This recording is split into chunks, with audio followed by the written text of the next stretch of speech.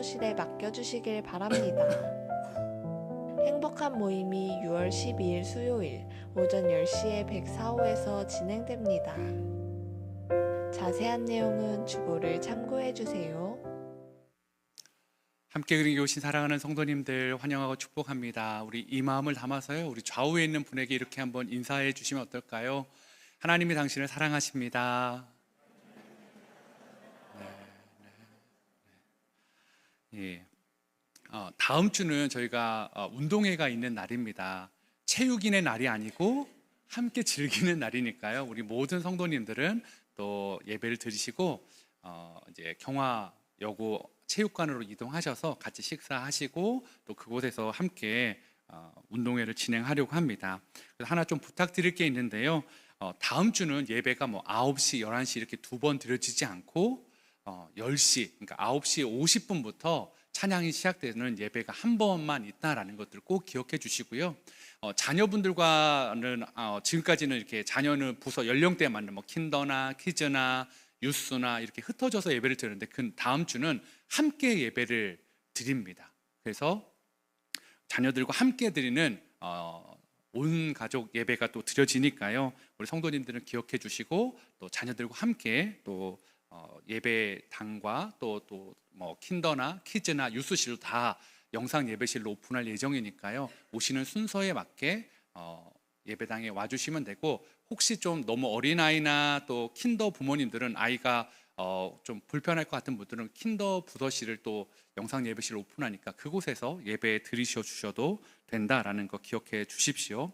그리고 저희가 다음 주는 이제 올라가서 식사를 하실 텐데 약간 피크닉 개념으로 좀 돗자리를 혹시 가져오실 수 있는 분들은 가져와 주시면 같이 깔고 식사를 하도록 하겠습니다. 그래서 아직 신청하지 않으신 분들은 신청해 주시고 QR코드가 좀 어렵습니다 하는 분들은 우리 필경대 위에 서면으로 신청하실 수 있게 신청서를 마련해 두었으니까요. 꼭 신청해 주셔서 저희가 도시락 숫자라든지 또 이렇게 팀을 구분하는 데 좀 도움을 주시면 감사하겠습니다. 다음 주는 예배가 몇 시에 있다고요?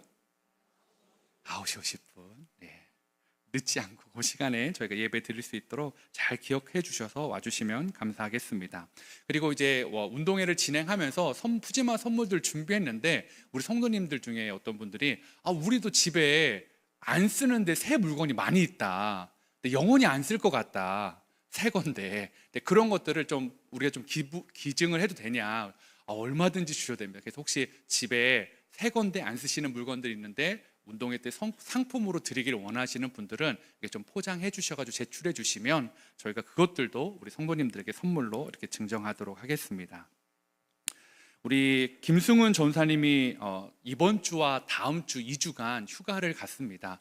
이렇게 즐기는 휴가가 아니라요. 6월 24일, 25일에 강도사 고시가 있습니다. 그래서 들어가서 공부만 할 수 있도록 전념할 수 있도록 배려하는 시간인데요. 우리 생각나실 때마다 우리 김승훈 전사님이 한 번에 꼭 붙을 수 있도록 기도해 주시면 감사하겠습니다. 우리 하나님 말씀 같이 보도록 하겠습니다. 사무엘상 22장 1절에서 5절 말씀인데요. 우리 하나님을 경외하는 마음으로 다 같이 자리에서 일어나셔서 저와 여러분이 한 절씩 교독하도록 하겠습니다. 구약성경 445페이지입니다. 사무엘상 22장 1절에서 5절 제가 먼저 읽겠습니다. 그러므로 다윗이 그곳을 떠나 아둘람 굴로 도망하매 그의 형제와 아버지의 온 집이 듣고 그리로 내려가서 그에게 이르렀고, 환난당한 모든 자와 빚진 모든 자와 마음이 원통한 자가 다 그에게로 모였고 그는 그들의 우두머리가 되었는데 그와 함께 한 자가 400명 가량이었더라. 다윗이 거기서 모압 미스베로 가서 모압 왕에게 이르되 하나님이 나를 위하여 어떻게 하실지를 내가 알기까지 나의 부모가 나와서 당신들과 함께 있게 하기를 청하나이다 하고, 부모를 인도하여 모압 왕 앞에 나아갔더니 그들은 다윗이 요새에 있을 동안에 모압 왕과 함께 있었더라. 함께 읽겠습니다. 선지자 갓이 다윗에게 이르되 너는 이 요새에 있지 말고 떠나 유다 땅으로 들어가라. 다윗이 떠나 헤레스풀에 이르니라. 아멘. 아마 이런 말씀 들어보셨을 것 같아요. 집에서 새는 바가지 들에서도 샌다. 안에서 새는 바가지 밖에서도 샌다. 혹시 어렸을 때 새는 바가지라는 이야기를 들어보신 적 있으신가요? 너는 왜 이렇게 참 그러니? 막 이게 걱정, 이 주변의 시선을 받아보신 분들은 이 이야기가 결코 유쾌하지 않다라는 것들을 아실 겁니다. 이 구멍난 바가지가 어디서든 새는 것처럼, 그게 당연한 것처럼 이 본 모습을 감추기 어렵다는 뜻으로 언젠가는 드러난다라는 것들을 이야기하는 것들인데요.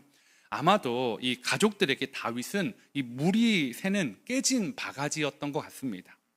아무도 다윗에게 어떤 선한 일이나 위대한 일을 할 것이다 라는 기대를 하지 않았습니다. 그랬기에 이 다윗은 사무엘이 베들레헴에 올 때에도 철저하게 외면당했었죠. 그리고 기름을 부음 받은 다음에도 그게 큰 차이는 없었던 것 같습니다. 심지어 이 골리앗과의 전투가 길어지면서 이 골리앗의 전황이, 이 블레셋과의 전황이 어떻게 되는지 궁금해서 아버지 이새가 형들에게 다녀오라라고 했을 때 그 다윗을, 전장에 나타난 다윗을 본 큰형 엘리압이 하는 말은 다윗을 어떻게 생각하는지를 잘 보여주는 한 단면인 것 같습니다. 사무엘상 17장 28절에서 29절은 이 큰형 엘리압이 다윗에게 한 말입니다. 제가 세 번역으로 한번 읽어드리도록 하겠습니다. 다윗이 군인들과 이렇게 이야기하는 것을 맏형 엘리압이 듣고 다윗에게 화를 내며 꾸짖었다. 너는 어쩌자고 여기까지 내려왔느냐? 들판에 있는 몇 마리도 안 되는 양은 누구에게 떠맡겨 놓았느냐?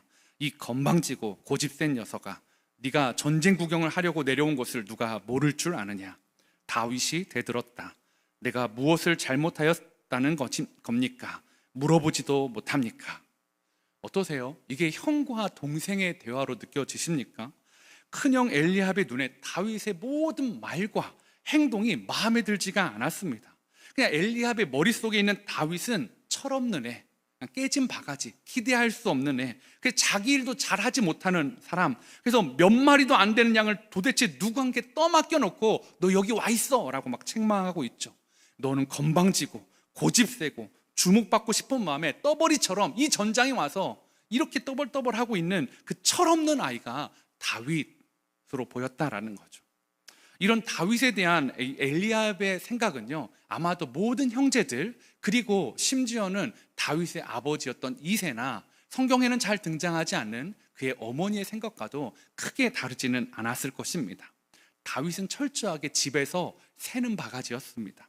그래서 들에서도 새고 있다라고 가족들이 생각하고, 형은 엘리압은 너 왜 여기에서 그 모습으로 있어라고 철저하게 책망하고 있는 것입니다. 그러나 이 다윗의 입장에서 자신의 마음을 깨트리고 상처 주는 것은 다른 사람들이 아니라 바로 이러한 가족들이었다라는 거죠. 그 마음이 얼마나 가족들에게 상처를 받았는지 시편 27편 10절에 다윗이 이렇게 자신의 마음을 이야기합니다. 내 부모는 나를 버렸으나 여호와는 나를 영접하시리이다. 다윗이 부모님이 자기를 어떻게 했대요? 버렸대요. 근데 성경에서 보면 부모가, 이새가 다윗을 버렸나요? 버리지는 않았습니다. 근데 버리지는 않았는데 마치 그는 버림받은 것처럼 생활하고 있었다라는 거죠.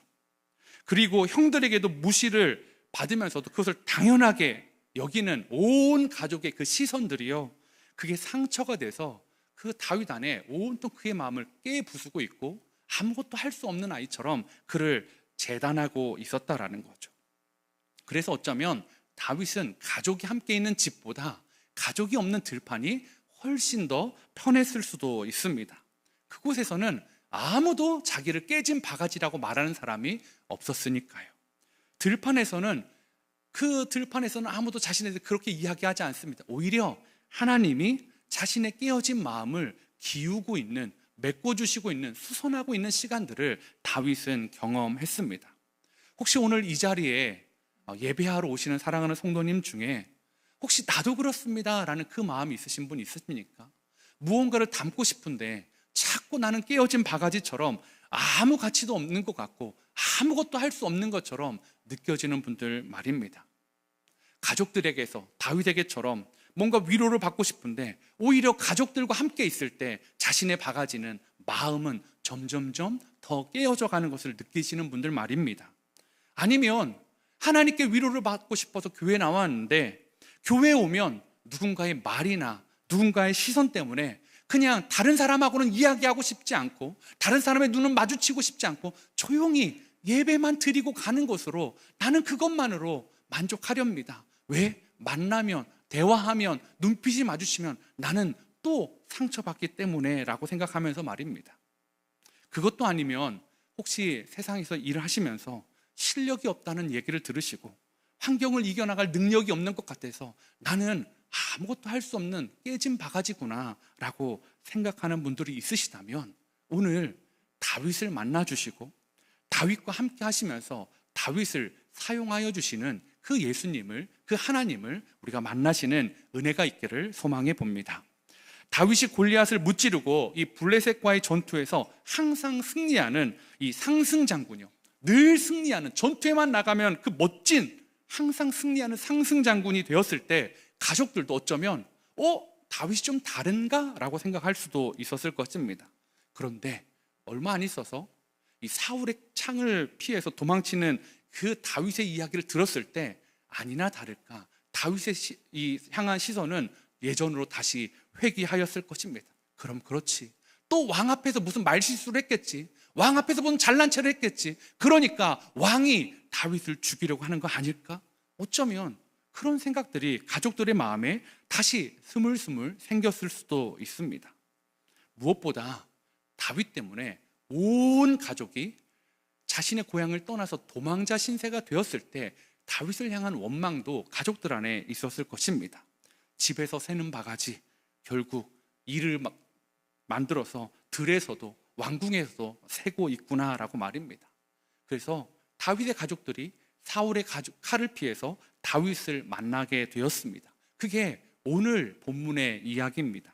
사무엘상 22장 1절에 보니까 그러므로 다윗이 그곳을 떠나 아둘람 굴로 도망하매 그의 형제와 아버지의 온 집이 듣고 그리로 내려가서 그에게 이르렀고 라고 말하고 있습니다.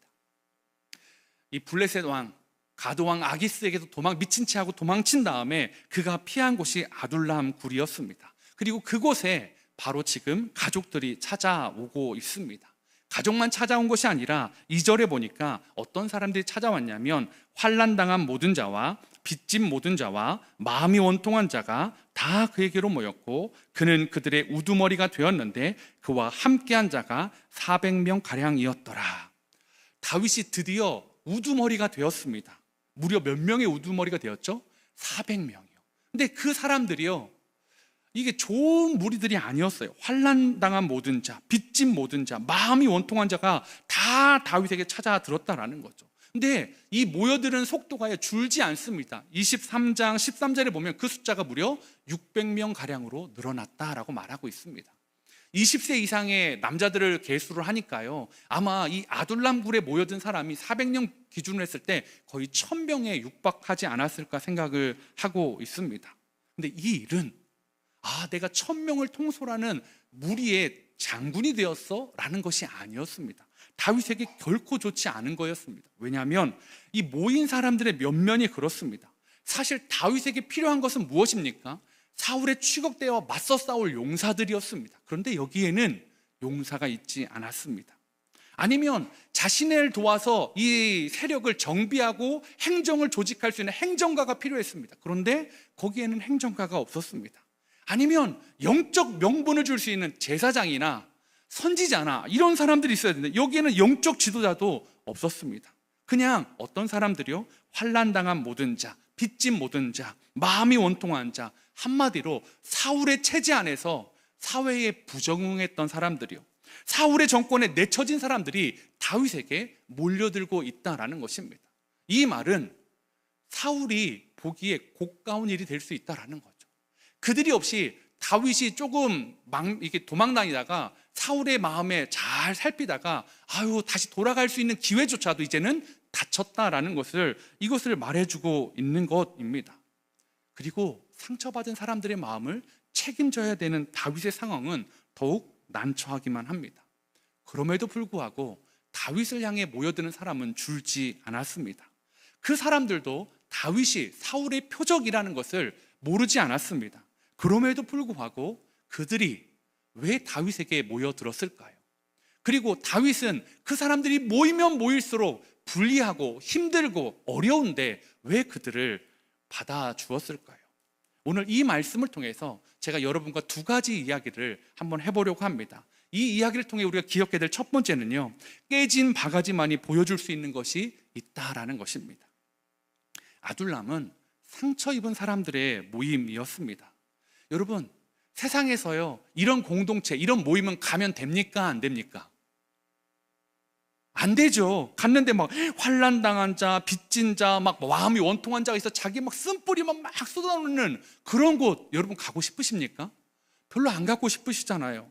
우리가 만남의 축복을 많이 이야기하는데요, 우리가 생각하는 만남의 축복은 뭐예요? 나를 지지해주고 나의 장점을 이끌어주고 내 안에 보석을 봐주고 나를 항상 응원해줄 수 있는 그런 사람들과의 만남이 만남의 축복이지, 오늘 원통하고 마음이 빚져있고 환난당한 사람들과의 만남은 결코 만남의 축복이 아니라 만남의 저주였을 것입니다. 그럼에도 불구하고요, 다윗은 자신의 위기 상황에서도 이 만남의 저주를 뿌리치지 않습니다. 상처 입은 사람들을 내치지도 않습니다. 왜 그랬을까? 왜 다윗은 내치지 않고 그들은 또 다윗에게 몰려들었을까?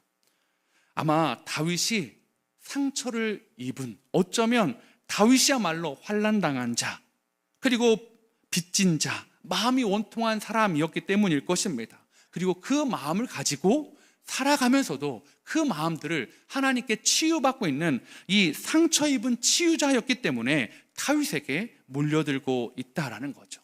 다윗은 가족들 때문에 마음이 깨어져 버렸습니다. 결혼 생활은 장인어른 때문에 파탄났습니다. 모함을 받고 쫓기고 있는 상황입니다. 다윗은 상처 입고 그 아파하지만 그 상처를 치유하고 있고 치유하면서 한 걸음 한 걸음 나아가고 있다라는 것입니다. 다윗은 그런 면에서 볼 때 너무나 많이 깨진 바가지였습니다. 그래서 다른 사람의 깨어진 모습들을 보고 그는 그 마음이 어떤 건지를 알 수가 있었습니다. 여러분, 우리가 흔히 고난받는 것이 왜 유익이다라고 말합니까? 이게 아마 그런 의미가 있을 겁니다. 고난을 통해 하나님을 더 가까이 하게 되고, 고난을 통해 또 누군가가 그 고난의 시간을 지나갈 때 우리가 그 사람의 아픔을 이해할 수 있고 조언할 수 있는 그런 시간들을 하나님이 허락하여 주시기 때문일 겁니다. 아마 다윗에게 이 상처받았던 그 사람들이 다윗을 보면서 그 시간들을 보기 때문에 다윗에게 몰려들고 있는 것이었습니다. 얼마 전에 한 성도님이 만나서 이런 이야기를 해주시더라고요. 요즘 자꾸 이렇게 좀 힘든 분들이 눈에 들어오신다는 거예요. 근데 그분들한테 뭔가 해줄 수 있는 건 없고 복음을 전하고 싶은데 어떻게 해야 될까? 지하철 이 시간에 이 장애인 아버지를 기다리는 딸을 보면서도 참 힘든데 저 가정에게 예수님이 필요한 것은 아닐까? 예수님을 어떻게 전하면 좋을까? 이 광주나 이 청석공원이나 다른 데 가다 보면 참 힘든 분들이 많은데 그분들에게, 지쳐 앉아있는 분들에게 예수님을 좀 전하면 좋을 텐데 라는 그 마음이 들었답니다. 그런데 뭐 어떻게 전할 수 있는 매개체가 없는 거예요. 고민하고 기도하다가 이분이 막 마음에 뜨거움이 생겨서, 이분이 아프신 분이거든요. 그래서 자기의 진단서를 여러 개를 복사해서 가지고 다녀야겠다라는 생각을 하셨답니다. 왜냐하면 이분이 암으로 투병 중이시거든요. 그렇게 힘들고 지쳐있는 분을 만날 때마다 어떻게 하냐면 뭐라고 말하기는 어려운데 그냥 진단서를 하나 내밀고 싶은 거예요. 그럼 거기에 어떤 암이고 어떻게 또 상황이나 적혀 있을 거 아닙니까? 그러면 그제서야 나도 이런 어려움이 있는데 나도 살아가고 있어요. 나도 이런 어려움 속에서 예수님 때문에 살아가고 있는데 당신도 예수님을 만나면 좋겠어요. 그 말을 해주고 싶어가지고 그렇게 해야겠다라는 생각을 먹었다라는 것들을 제가 듣게 되었습니다. 여러분, 이분에게요, 건강은 깨졌을지 모르지만 어떻습니까? 그 깨어진 건강 때문에 다른 사람이 예수님을 만나게 하는 도구로 자신의 진단서를 사용하고 있는 것 아닙니까? 다윗도 그랬습니다. 다윗은 깨진 바가지였지만 자신이 깨진 곳을 치유하신 하나님을 경험한 사람이었습니다. 다윗은 들에서 양을 치면서 아무도 사랑해주지 않는 자신을 사랑해주시는 하나님을 경험하였던 것입니다. 그는 상처 입었으나 치유받아서 이제 자신의 상처로 다른 사람을 치유하는 사람이 되어가고자 했습니다. 여러분, 다윗의 아둘람 공동체는요, 이런 사람들의 모임이에요. 상처 입은 사람들의 모임입니다. 그리고 그 모임은 예수님 주변에 있는 사람들의 모습과도 매우 유사합니다. 마가복음 1장 32절 33절인데요. 예수님 주변에 어떤 사람이 있었는지 한번 같이 읽도록 하겠습니다. 시작.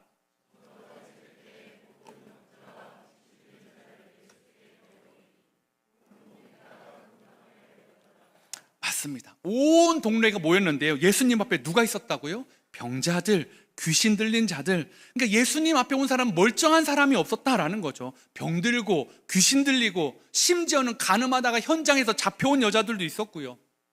사마리아 여인도 있었고요. 벙어리도 있었고요. 안 못 보는 사람도 있었고요. 죄인으로 여기는 세리도 있었고요. 슬프고 지친 사람들이 예수님 주변에 있었습니다. 무슨 말입니까? 아둘람, 이 공동체에 있었던 것처럼 마음이 원통한 자들, 상처 입은 자들, 그런 사람들이 예수님 주변에 있었다라고요. 예수님 주변에만 그렇습니까? 바울은 교회에도 그런 사람이 있다라고 말하고 있습니다. 이 고린도전서 1장 26절 28절에 이렇게 말합니다. 형제들아, 너희를 부르심을 보라. 육체를 따라 지혜로운 자가 많지 아니하며 능한 자가 많지 아니하며 문벌 좋은 자가 많지 아니하도다. 그러나 하나님께서 세상에 미련한 것들을 택하사 지혜 있는 자들을 부끄럽게 하려 하시고 세상에 약한 것들을 택하사 강한 것들을 부끄럽게 하려 하시며 하나님께서 세상에 천한 것들과 멸시받는 것들과 없는 것들을 택하사 있는 것들을 폐하려 하시나니. 바울이 이 고린도 교회에 있는 사람들은 어떤 사람이래요? 지혜가 많지 않은 사람들, 능력이요 능함이 많지 않은 사람들, 문벌이 좋지 않은 사람들, 세상에 미련한 것들, 세상에서 약한 것들, 세상에서 천한 것들, 멸시받는 것들, 그 사람들을 택해서 교회로 불러주셨다라고 말하고 있다라는 거죠. 여러분, 아둘람이 그랬던 것처럼 교회가 상처 입은 사람들의 공동체입니다. 교회는 깨진 바가지들의 모임입니다. 여러분, 왜 교회 와서 상처 받으십니까? 왜 교회 왔는데 자꾸 막 눈에 거슬리는 사람들이 있을까요? 교회가 그런 사람들이 모이는 곳이기 때문이다라는 것입니다.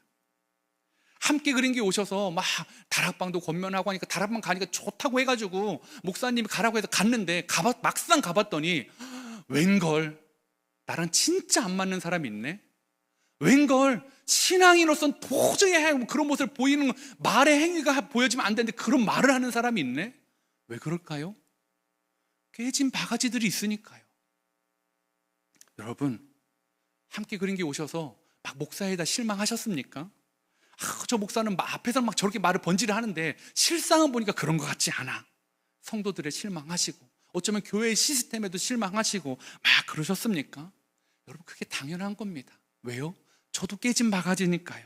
여기 있는 모든 분들이 다 깨진 바가지입니다. 그런 사람들이 모이는 겁니다. 상처받은 사람들, 귀신 들린 사람들, 마음이 원통한 사람들, 힘든 사람들, 병든 사람들, 안 못 보는 사람들, 말을 잘 못하는 사람들, 약한 사람들, 그런 사람들이 모이는 곳이 교회고 예수님 주변이고 그것이 아둘람 공동체라고요. 그래서 이 D.L. 무디 목사님이 인간은 깨진 바가지다라고 말하고 있습니다. 왜요? 인간은 진짜 깨진 바가지니까요. 그러면서 어떤 목사님이 이 깨진 바가지에 물을 담는 방법을 이렇게 설명하더라고요. 깨진 바가지에 물을 담아놓으면 어떻게 되죠? 그 깨진 틈으로 물이 줄줄줄줄줄 셉니다. 그런데요, 물을 안 새는 방법이 있는데 그게 뭐냐면 물을 오랫동안 담아놓을 수 있는 방법이 있는데 그게 뭐냐면 물속에다 바가지를 담가 놓는 겁니다. 그러면 그 바가지 안에 물이 늘 가득하다라는 거죠. 여러분 막 하나님의 뜻대로 막 원하시는 대로 막 살고 싶다라고 막 예배드리면서 울고 기도하고 부흥회 때, 특세 때, 막 청소년 때 막 집회 가셔서 수련회 가서 막 울고 불고 기도하셨잖아요. 근데 어때요? 그 은혜가 다 어디 갔는지 모르게 다 사라져 버렸잖아요. 어떤 때는 수련회 갔다 오는 그날 가면 집에 가면 꼭 그 깨진 데를 공격하는 형제나 부모가 있어가지고 그래 깨버려! 바가지 던져버리신 분들 계시지 않습니까? 사랑하는 성도 여러분, 우리는요 결단하지만 그 깨어진 사이로 다 은혜를 흘려버리는 그런 사람들입니다. 은혜를 오래 담아놓을 수도 없습니다.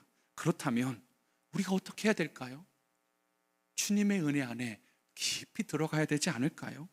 물속에 그 주님의 은혜의 물속에 깊이 잠길 때 우리 안에 그 은혜의 물이 마르지 않고 새지 않고 가득할 수 있다라는 것입니다.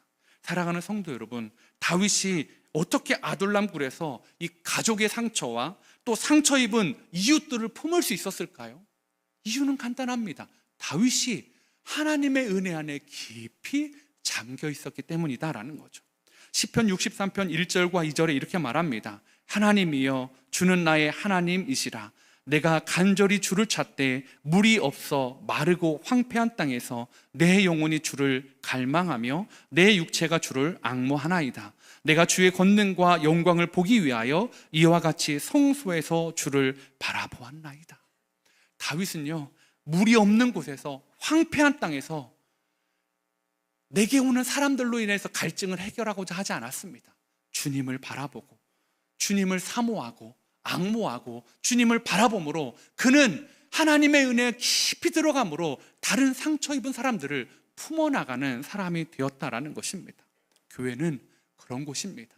저는 함께 그린 교회가 더 많은 상처 입은 분들이 많이 오셨으면 좋겠습니다. 우리가 지난번 그 고난주간 부흥회 때 우리가 은혜롭게 들었던 그 말씀이 무엇입니까? 그 중에 하나가 이건 아닙니까? 예전에는 교회 집회나 부흥회 가면 진짜 이상한 애들이 많았다는 거예요. 막 머리 염색하고 문신하고 막 이런 애들 많은 막 엄청 많은 애들이 있는데 코로나가 시간이 지나고 어느 시간이 돼서 다시 집회에 갔는데 막 노란 머리도 없어지고 문신한 애들도 없어지고 막 다 열심히 찬양하고 막 머리도 다 검은색이어가지고 다 눈 초롱초롱하고 막 기도하자고 막 쫙 기도하는 애들만 남았대요. 근데 왜 그런 사람만 남았을까요? 노란 머리가 바뀐 게 아니라 노란 머리는 다 떠나고 문신하는 애들은 다 떠나고 그냥 교회 중직자 아이들만 다 남아서 하는 그곳이, 그 생명력을 잃어버린 곳이 그게 교회입니까? 사랑하는 성도 여러분, 함께 그린 교회에 여러분의 눈에 거슬리는 사람들이 많다면 아, 우리 교회가 살아있구나 생각하십시오.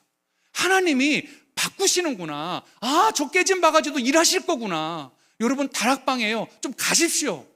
안전해서 가라고 하는 거 아닙니다. 거기 막 상처 주는 사람 없어서 가라고 하는 거 아닙니다. 순장도 깨진 바가지, 순원도 깨진 바가지, 심지어는 가라고 하는 목사도 책임지지 못하는 깨진 바가지입니다. 근데요, 거기 가면요, 뭘 볼까요? 그들을 하나님의 은혜 안에 깊이 잠겨주시는 하나님의 능력과 사랑을 볼 수 있기 때문입니다. 사랑하는 성도 여러분, 인간 목사 좀 제발 의지하지 마십시오. 여러분, 저 옆에 가까이 오지 않으셨으면 좋겠어요. 인간적으로는 진짜 여러분하고 막 개척의 시간 되니까 더 친해졌으면 좋겠는데요, 가까이 오지 마세요. 왜요? 냄새납니다. 저 아름답지 않습니다. 여러분, 우리를 낫게 하시는 분은 누구십니까? 우리를 위해 죽으시고 부활하신 예수 그리스도 뿐이십니다. 그 십자가 안에 푹 잠기십시오. 나 목사랑 친해, 나 우리 순장님이랑 친해, 나 우리 권사님이랑 친해. 그거 가지고 병이 낫지 않고 그거 가지고 인생의 소망이 생기지 않습니다. 가까이 가면 갈수록 저 권사님도 저 집사님도 저 순장님도 저 목사도 상처만 받고 줄 수밖에 없는 그런 사람이다라는 것입니다. 사랑하는 성도 여러분, 여러분의 눈에 이상한 사람, 신경 쓰이는 사람 보이십니까? 깨진 바가지네. 그리고 여러분도 누군가에게 깨진 바가지의 모습으로 보여지실 겁니다. 바라기는 함께 그린 교회가 은혜 안에 잠겨 모든 하나님의 물이 바다 덮음같이 모든 하나님의 은혜 안에 다 잠겨져 있는 깨진 바가지들 되기를 소망해 봅니다. 우리가 기뻐해야 될 두 번째 이유는요, 기억해야 될 두 번째 이유는요, 하나님이 보내신 곳이 안전지대다라는 것입니다. 사람이 많아지면서 아둘람 굴도요, 안전하지 않게 되었습니다. 그래서 그런지 안전한 곳을 찾아간 곳이 모압이라는 곳이었습니다. 아마도 이 다윗이 모압으로 자신의 발걸음을 옮길 수 있었던 것은 100여 년 전에 모압에서 베들레헴으로, 모압에서 유대 땅으로 옮겨왔던 한 여인, 다윗과도 매우 친밀했던 그의 증조 할머니 룻이었을 것입니다. 룻은요, 어쩌면 이미 100여 년 전에 이 아둘람 사람들의 마음을 경험한 사람이었어요. 원통하고 빚지고 마음이 상한 사람이요. 룻은요, 아시다시피 남편이 없었습니다. 남편을 잃었죠. 자식도 없었습니다. 먹을 양식도 없었습니다. 남겨진 게 무엇이었어요? 시어머니. 고부간의 갈등만 남은 사이를 가지고 자기 고향을 떠나서 다시 이 시어머니의 집 고향으로 돌아오고 있다라는 거죠. 여러분, 시어머니와 평생을 살아야 돼요. 매 삼시세끼를 시어머니 밥을 챙겨드려야 되고, 시어머니를 위해서 나가서 일해야 되고, 시어머니를 위해서 모든 걸 해야 돼요. 시어머니가 믿는 종교도 강요받을 수도 있어요. 그러면 여러분, 그곳이 행복한 곳입니까? 우리 성도님들, 진짜 그곳은 행복한 곳입니까? 그렇게 하라면 여러분 하실 수 있으시겠어요? 여러분들은 훌륭한 분들인 것 같습니다.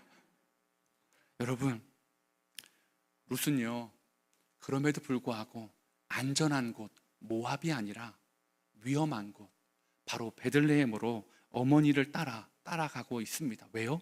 그곳이 안전해서가 아니라, 모압보다 더 안전하고 모압보다 꿈이 있어서가 아니라 어머니의 하나님이 나의 하나님이 되어버리셨기 때문이다라고 말입니다. 다윗도 안전한 곳을 찾았어요. 바로 증조 할머니 룻 할머니의 고향 모압으로 가면서요.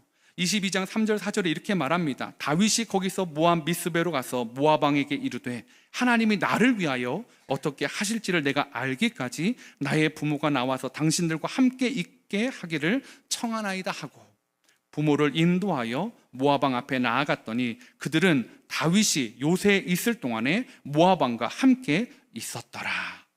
여러분, 이제 다윗은요, 모압, 즉 사울의 칼이 안 미치는 곳에 안전하게 입성했습니다. 그리고 자신들의 가족을 모압 왕의 집에, 모압 왕의 왕궁에 살 수 있는 허락도 받았습니다. 그리고 심지어는 자신은 요새에 살 수 있게 되었습니다. 안전한 곳, 하나님이 자신을 위해서 어떻게 하실지를 알 때까지 머물 수 있는 너무나 안전한 곳, 너무나 따뜻한 곳, 너무나 포근한 보금자리를 이제 드디어 얻었습니다. 근데 얼마 후에 하나님이 갓이라는 선지자를 통해서 그에게 말씀하여 주셨습니다. 5절에 선지자 갓이 다윗에게 이르되 너는 이 요새에 있지 말고 떠나 유다 땅으로 들어가라. 다윗이 떠나 헤레스풀에 이르니라. 안전한 곳에 겨우 도착했는데 하나님이 안전하지 않은 유다 땅으로 들어오라고 말씀하고 있습니다. 그곳은 불안한 삶의 연속인 곳입니다. 심지어는 그곳에 다시 간다라는 것은 사울의 칼 앞에 죽을 수도 있다라는 걸 전제하고 있습니다. 다윗이 좀 마음이 꼬였으면 나 죽으러 또 가라고요? 하나님 이제 여기 안전한 곳에는 왜 거기로 가라고 하는 겁니까? 라고 말할 수도 있었을 것입니다. 그런데요, 다윗은 순종해요. 아까 우리가 하나님이 나를 위하여 어떻게 하실지를 내가 알기까지, 그 일이, 하나님이 하시는 일이 불안하고 두렵고 안전하지 않은 곳임에도 불구하고 다윗은 그곳으로 나아가는 것을 기꺼이 나아가고 있다는 것입니다. 유다 땅에 들어가서 그가 머무는 곳이 어디입니까? 헤레스풀이요. 여러분, 요새가 안전합니까? 수풀이 안전합니까? 이걸 물어보는 제가 바보 아닙니까? 당연히 요새가 안전하죠. 그런데 다윗은 안전한 곳이 아니라 수풀에 나아가고 있습니다. 여러분, 신앙은 그런 겁니다. 신앙은 우리를 안전한 곳으로만 인도하시는 것이 아니라 하나님은 우리를 종종 헤레스풀, 안전하지 않은 곳으로 나아오라고 말씀하시는 겁니다. 왜 그럴까요? 왜 하나님 우리를 안전한 곳이 아니라 불안전한 곳, 위험한 곳, 힘든 곳으로 여러분을 자꾸 불러내실까요? 하나님이 여러분에게 원하시는 곳은 안전한 곳에 두시는 것이 아니라 하나님이 원하시는 것은 하나님이 보내시는 곳에 갈 수 있는 사람으로 만들기를 원하신다라는 것입니다. 하나님과 동행할 때 그곳이 어디든지 안전한 곳이라고 믿음이 생기는 사람들로 바꿔가기를 원하신다라는 것입니다. 사울은 안전한 곳에만 있고 싶었습니다. 하나님이 가라는 곳엔 가지 않았습니다. 그래서 다윗에게 너는 내 명령에 순종할 수 있는 사람이 되어야 되겠다라고 말씀하고 있다라는 것입니다. 사랑하는 성도 여러분, 여러분에게 안전한 곳은 어디입니까? 하나님이 자꾸 여러분을 위험한 곳, 불안한 곳, 그곳으로 나아와라, 유다 땅으로 들어가라, 직면해라, 헤레스풀로 가라 하는데 나는 여기가 안전해요, 하나님 나는 이 요새가 필요합니다 라고 말하면서 나아가지 않는 곳 말입니다. 여러분, 우리의 목적지는 요새가 아닙니다. 하나님과 함께하는, 하나님이 명령하는 곳이 우리 인생의 목적지가 되어야 한다라는 것입니다. 어쩌면 우리는 이 진리를 다윗처럼 고백하기 위해서 여전히 우리의 삶 가운데 풍랑을 만나고 위기를 경험하고 있는 것일 줄 저는 믿습니다. 사랑하는 성도 여러분, 위기이십니까? 풍랑 때문에 힘드십니까? 여러분 다윗처럼 죽을 것 같으십니까? 그때에 안전한 곳이 아니라 주님이 어디로 가라고 하시는지 한번 생각해 보십시오. 다윗은 목자이신 하나님을 따라가는 것이 가장 복되다라는 것을 그는 깨닫고 고백하고 있습니다. 여러분에게 안전하지 않은 곳, 그곳이 무엇입니까? 혹시 교회에 와서 다락방 참여하는 게 혹시 나는 주님 거기까지는 갈 수 없어요, 저를 그냥 제 안에 요새에 두세요, 저는 예배만 드리겠습니다, 하나님 말씀하시는데 저는 부모를 용서할 수 없습니다, 아시잖아요, 제 어린 시절이 어땠는지 주님 아시잖아요, 나는 그냥 그 부분은 두고 그냥 제 가정만 잘 한번 해보겠습니다. 혹시 여러분의 배우자가 여러분에게 실망을 안겨주셨습니까? 외도를 하고 여러분의 경제적인 책임을 해주지 않고 그런 일들로 인해서 여러분에게 아픔을 주셨습니까?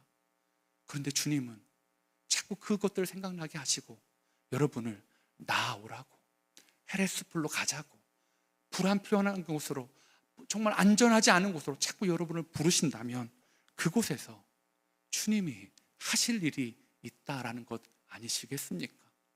유다의 왕이 될 다윗아, 네가 모압 땅에서 안전하면 뭐 하겠니? 너의 백성, 나의 백성, 그리고 너를 부른 그곳으로 나와와라 라고 말씀하시는 하나님 아니십니까? 오늘 특별히 저는 이 룻이 고백했던 이 고백이 정말로 마음에 와 닿았습니다. 룻이 자기의 안전한 곳 고향 모압 땅을 떠날 때 이렇게 시어머니 나오미에게 고백합니다. 1장 16절 17절에 룻이 이르되 내게 어머니를 떠나며 어머니를 따르지 말고 돌아가라, 강권하지 마옵소서. 어머니께서 가시는 곳에 나도 가고 어머니께서 머무시는 곳에서 나도 머물겠나이다. 어머니의 백성이 나의 백성이 되고 어머니의 하나님이 나의 하나님이 되리니 어머니께서 죽으시는 곳에서 나도 죽어 거기 묻힐 것이라. 만일 내가 죽는 일 외에 어머니를 떠나면 여호와께서 내게 벌을 내리시고 더 내리시기를 원하나이다 하는지라. 여러분, 이게 저와 여러분의 고백이 되길 원합니다. 왜요? 이 어머니라는 단어를 예수님이라고 바꾸면 우리의 신앙의 고백과 너무 절묘하게 맞습니다. 제가 이 부분을 바꿔서 한번 읽어드리겠습니다. 내가 이르되 내게 예수님을 떠나며 예수님을 따르지 말고 돌아가라, 강권하지 마옵소서. 예수님께서 가시는 곳에 나도 가고 예수님께서 머무시는 곳에서 나도 머물겠나이다. 예수님의 백성이 나의 백성이 되고 예수님의 하나님이 나의 하나님이 되시리니 예수님께서 죽으시는 곳에서 나도 죽어 거기 묻힐 것이라. 만일 내가 죽는 일 외에 예수님을 떠나면 여호와께서 내게 벌을 내리시고 더 내리시기를 원하나이다 하는지라. 여러분, 예수님과 그렇게 살아가시길 원합니다. 주님이 안전하지 않은 곳으로 부르실 때 나는 주님과 그렇게 가겠습니다. 나는 예수님을 따르겠습니다. 돌아가라, 강권하지 마십시오. 내가 예수님이 머무는 곳에 나도 머물겠습니다. 예수님의 백성이 나의 백성이 되고 예수님의 깨진 바가지들이 그 백성들이 나의 동역자가 되고 나의 형제가 되고 예수님이 믿는 하나님이 나의 하나님이시며 예수님이 죽으시는 곳에서 나도 거기서 죽겠습니다. 만일 내가 죽는 일 외에 예수님을 떠나면 여호와께서 내게 벌을 내리시고 더 내리시기를 원하나이다. 여러분, 이 고백이, 이 룻의 고백이 우리의 신앙 고백이 되기를 소망해 봅니다. 이제 말씀을 맺도록 하겠습니다. 사랑하는 성도 여러분, 함께 그린 교회 왔는데 별반 성도님들의 모습들이 차이가 나지 않나요? 그렇습니다. 그게 우리의 모습입니다. 목회자의 모습이 여러분 어떠십니까? 여러분, 또 혹시 저 목사도 나한테 상처를 주면 어떠지? 라고 그런 걱정이 있으십니까? 내가 이 교회에 깊숙이 들어가면 다락방을 하고 봉사를 하고 섬기기 시작하면 내가 상처받을 건데 어떡하지? 라는 생각이 있으십니까? 맞습니다. 상처받으실 겁니다. 왜냐하면 우리는 깨진 바가지들이니까요. 그런데 상처받지 않으려면 깨진 바가지를 다 없애면요, 교회에 남아있을 사람이 없습니다. 우리 시간에요, 하나님의 은혜 안에 우리의 깨진 바가지들을 다 담고 놓는 겁니다. 저분도 은혜 안에 잠기고 나도 은혜 안에 잠길 때 그 안에 하나님의 은혜로 사랑할 수 있고 바라볼 수 있고 용서할 수 있을 줄 믿습니다. 교회가 교회 될 수 있는 것, 더 많은 상처 입은 자, 더 많은 원통한 자, 더 많은 아픈 자, 더 많은 가난한 자, 더 많은 능력 없는 자, 그런 사람들이 함께 그린 교회 많아지고 은혜 안에 잠겨서 더 풍성한 은혜를 고백하는 그런 교회 되기를 소망해 봅니다. 우리 이 시간에 찬양할 텐데요, 다윗이 굴에 있을 때 지은 시편이 시편 57편인데요 이 57편 7절과 8절에 이런 말을 하더라고요. 하나님이여, 내 마음이 확정되었고 내 마음이 확정되었사오니 내가 노래하고 내가 찬송하리이다. 내 영광아 깰지어다. 비파야 수금아 깰지어다. 내가 새벽을 깨우리로다. 여러분, 어둠이 깔린 그 새벽을 무엇으로 깨우시겠습니까? 하나님과 함께함으로 내 마음이 확정되고 확정되었사오니 주님, 안전한 요새에서 나아가 헬의 숲으로 나아갑니다. 고백하고 찬양하는 저와 여러분 되길 원합니다.